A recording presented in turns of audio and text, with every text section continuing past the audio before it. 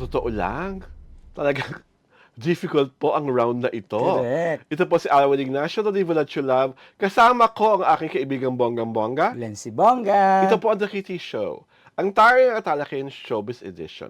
Ang pag-uusapan po namin sa aming difficult round ay ang formal na pagrereklamo sa National Bureau of Investigation na mahusay na aktor na si Mon Confiado. Correct. Ang kanya pong inireklamo ay isang content provider na inilabas naman ang tunay na pangalan sa Facebook page ni Ginoong Mon Confiado. Ito po ay si Jeff Lianeroy Bonilla Jacinto Jeff na nagtatago Jacinto. sa kanyang pangalang Iliad. Iliad. Mm-mm. So ang bottom line kasi dito, gumawa ng content si Iliad sa Facebook. Tama ako, Glenn? Mm-mm. At sa nasabing content, pinapalabas niya na nagkita sila ni Ginoong Mon Confiado. Nakita niya. Nakita niya si Ginoong Mon Confiado sa isang supermarket at meron itong parang inaangasan.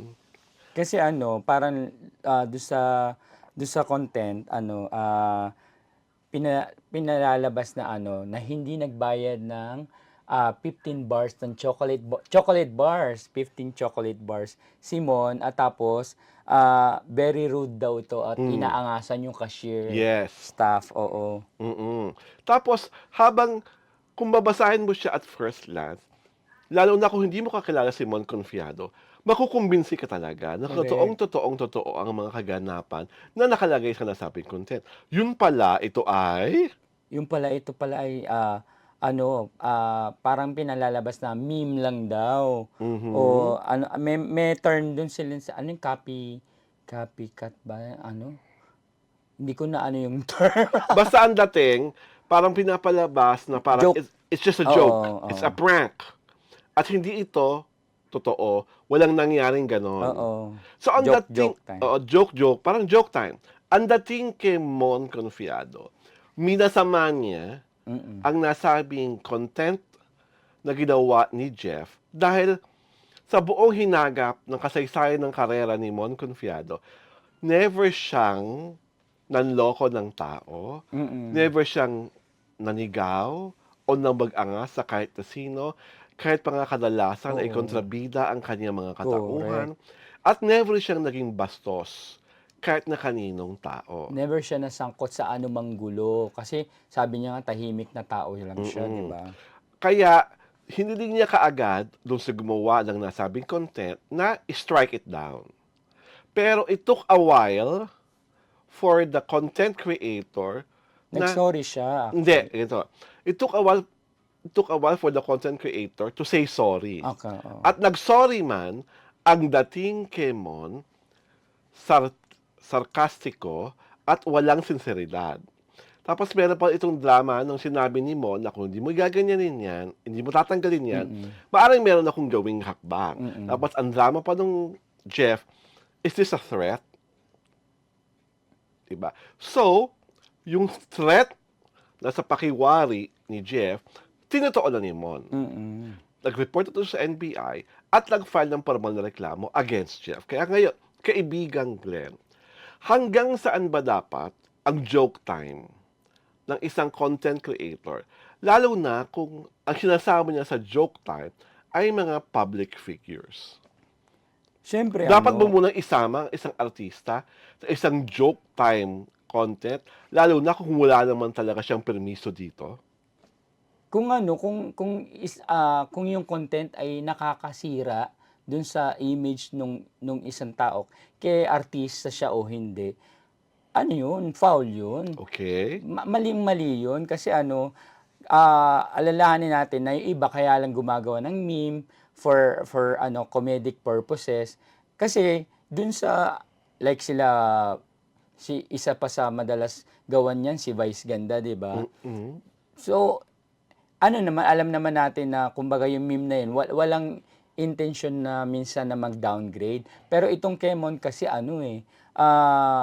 makakasira talaga sa image niya. Na kumbaga siya magaling na artista siya, tapos isa sa mga hinahangaan na aktor, 'di ba? Tapos gagawa mo ng ganong issue. Gagawa mo ng kasinungalingan. Oo. Lalo na Mon Confiado, imposible hindi maka-afford magbayad ng 15 chocolate bars. Oo nga. My gosh. Sa- Are you even thinking inung isinulat mo yan? Oo. Sabi nga ni Mon, sa buong buhay niya, wala naman siyang inaway o wala siyang any issue na lumabas na gumawa siya ng gulo, 'di ba? Sa mga teleserye niya at sa pelikula, madalas siyang gumawa ng gulo kasi madalas kontrabida nga yung role niya, Oo. 'di ba? Pero sa totoong buhay po, napaka-gentleman Correct, ni oo. Mon Confiado. Napaka mabait at magalang. So tama ang ginawa niyang pagrereklamo Oo. sa NBI. Oo, yes. Kung sakali talagang formal at personal, no humingi ng kanyang paumanhin si Jeff, dapat niya bang iurong ang reklamo o tuloy pa rin dapat ito? Nasa pag-uusap na lang nila ni Mon yun. Pero sabi kasi ni Mon, para mabigyang aral din, na kumbaga, hindi lahat ng joke ay nakakatawa. Tapos, kumbaga, gusto niyang iparamdam kay Jeff Jacinto na itong ginawa mo ay hindi isang joke. So, para maramdaman mo, yung joke mo yung gagawin ko sa'yo ay hindi joke din, di ba?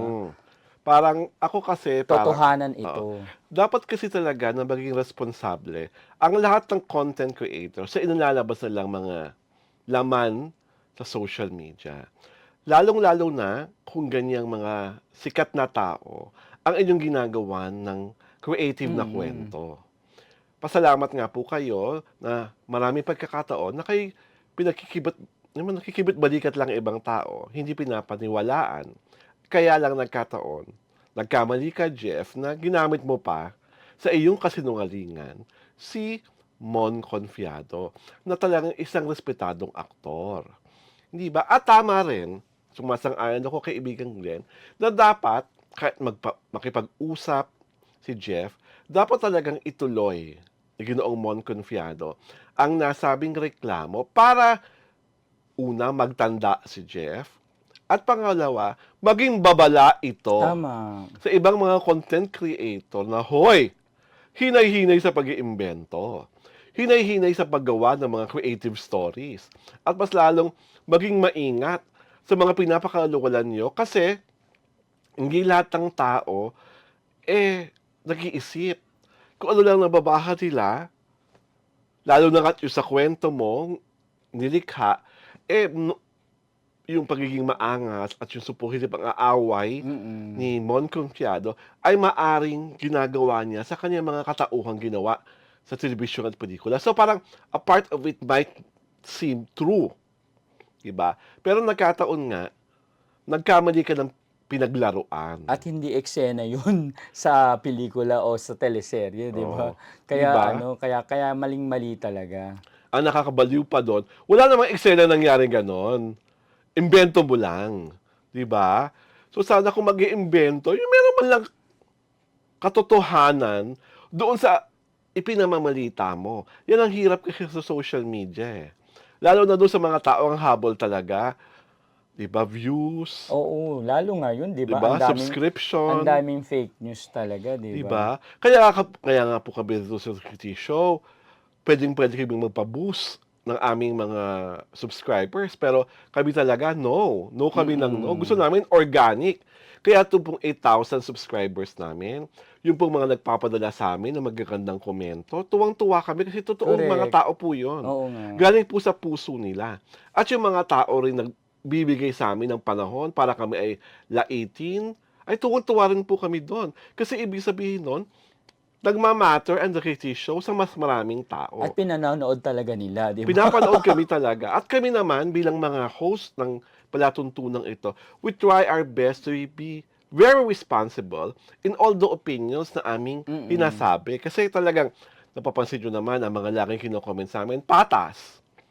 Diba? Hindi kami nang mamak, hindi kami nang bibwiset, hindi kami nang lalait, hindi kami nang mamaliit, o kung ano-ano pa. At may mga basehan o may mga yung facts natin, di ba? Oo.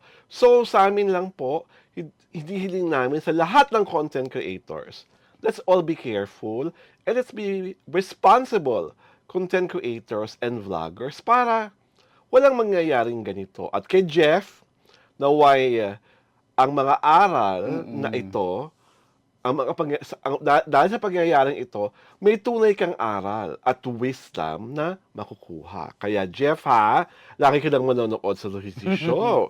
At sa iba pa, kayo ay mag-subscribe sa aming YouTube channel, sa Diaryo Tirada. At syempre pa, sundan kami sa aming Facebook pahina. Pinapalabas po ang aming palatuntunan tuwing Sabado at Linggo, alas 4 ng hapon. So ano pa nga ba, Yes. Blooming?